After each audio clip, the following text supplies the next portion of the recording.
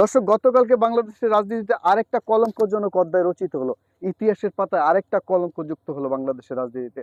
গতকালকে ইনকিলাব মঞ্চের তরুণ তরুণ রাজনীতিবিদ হাদিকে গুলি করা হয়েছে রাস্তায় ওপেনলি, এবং সেটা মোটরসাইকেল থেকে ভিডিও ফুটেজে দেখা যাচ্ছে। উনি রিকশায় চলে যাচ্ছিলেন, যে গুলিটা তার মাথার পেছন বা বেট করে চলে যায়, এবং পরবর্তীতে তাকে ঢাকা মেডিকেলে নেওয়া হয়, এবং সেখান থেকে তাকে ডাক্তাররা, খুব যদি আল্লাহ না বাঁচায় তাহলে নাকি বাঁচবে না, সেই পজিশনে এখন হাদি রয়েছে, এবং সেখান থেকে তাকে এবারকেরে আপনার ট্রান্সফার করা হচ্ছে। কিন্তু কথা হচ্ছে সেটা না। একজন রাজনীতিবিদ দেশে বুক ফুলিয়ে রাজনীতি করবে, কিন্তু তাকে রাস্তায় কেন মরতে হবে? একজন রাজনীতিবিদ সে তার নির্বাচনী প্রচারণা থেকে শুরু করে তার দলীয় প্রচারণা যেখানে খুশি সেখানে করবে, কিন্তু তাকে কেন রাস্তাতে গুলি করা হবে? এই রাজনীতি বাংলাদেশের রাজনীতি কোন সাইন দেয়? এই রাজনীতি কি বাংলাদেশের রাজনীতিকে তালেবান, পাকিস্তান কিংবা আল কায়েদার সাইন দেয়? এই বাংলাদেশকে আইএসআই হতে যাচ্ছে?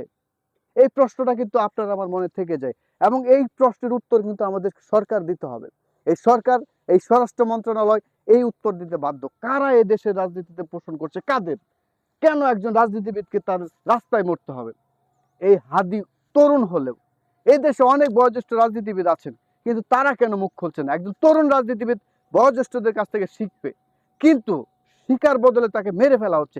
এটা কোন ধরনের অপরাজনীতি? উনি ভুল করতে পারেন, উনি আলোচিত সমালোচিত, কিন্তু উনি মরার জন্য প্রস্তুত না। এই দেশকে তার অনেক দেওয়ার আছে।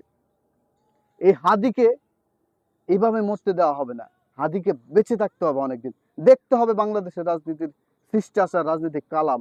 হাদিও যে রাজনীতি করে সেটাও কিন্তু রাজনীতির এক শিষ্টাচারে পড়ে না। একপাক্ষিক রাজনীতি এই বাংলাদেশে হয় না। সবাই মিলে রাজনীতি, এটা ডেমোক্রেটিক রাজনীতি।